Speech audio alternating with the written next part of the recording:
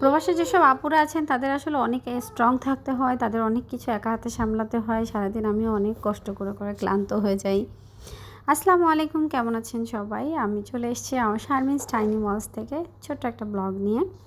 এটা হচ্ছে আমার বাচ্চাটাকে, আমার বড় বেবিটাকে আমি ডান্স ক্লাসে দিয়ে আমি যাচ্ছিলাম আবার বাসায়। এখন রমজান মাস, তো আমার যেহেতু ছোটো বেবিটাকে নিয়ে আসলে এভাবে থাকা যায় না, তারপরে আমার কিছু কাজ আছে, তাই আমি ওকে নিয়ে চলে যাচ্ছি। এবং আমার ছোটো বেবিটা ভীষণ দুষ্টু, ওকে এক জায়গায় একটা সেকেন্ড রাখা যায় না। যাই হোক, তারপর আমি ওকে সকালে কিছু খাবার কিনে আমরা দুই মা মেয়ে বাসায় চলে যাব।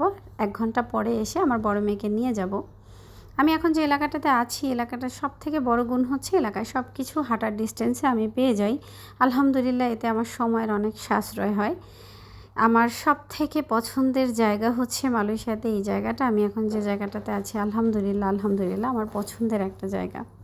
যাই হোক, এই যে আমার পরিটাকে নিয়ে আমি এখন বাসায় চলে যাব। সে খুবই খিদে লেগে গেছে তার, কারণ সকালে উঠি আমি হালকা পাতলা খাবার দিয়ে আমি আসলে পড়াতে বসিয়েছিলাম।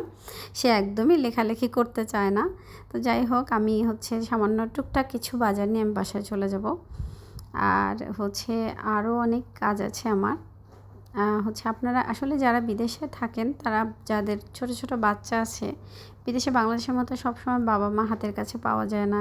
কেউ, আপনি অসুস্থ হলে আপনার বাচ্চাটাকে কেউ যে নিয়ে রাখবে এরকম কোনো সুযোগ নেই, সব আপনাকে একাকেই করতে হয়।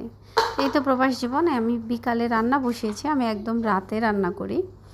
আমি হচ্ছে অনেক রাতে রান্না করি। রমজান মাস উপলক্ষে তো বেশিরভাগ সময়ে রাতে আমার রান্না করা হয়। আমি আরও একটা যে কাজ করি সেটা হচ্ছে আমি 3টা সাড়ে 3টার দিকে আমার কাজ শেষ করে, আমার একটু কাজ থাকে, আমি ওই কাজটা শেষ করে তারপর হচ্ছে আমি রান্না শেষ করে আমি ঘুমাতে যাই। এই যে হচ্ছে রাত 3টা এবং আমার বাসার অবস্থা মানে বিশাল বাজে অবস্থা। আমার বাচ্চারা অনেক দুষ্টুমি করে। তারপরে এগুলো আমি ক্লিন করে এখন আমি ঘুমাতে যাব। এই তো আমার আজকের ব্লগ। ব্যস্ত দিন, ভালো থাকবেন, আল্লাহ হাফেজ।